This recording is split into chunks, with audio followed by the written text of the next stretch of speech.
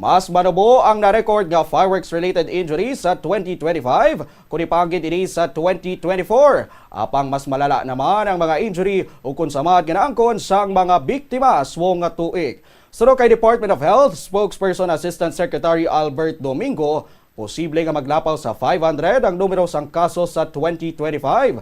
Pending pa ang validation sang masobra 300 ka kaso subong, samtang 235 incidents naman ang yara na sa official nga record as of January 1. Bisan magsobra pa ini sa 500, mas manubo gihapon ini panggid sa masobra 800 nga na record sang tuig 2024.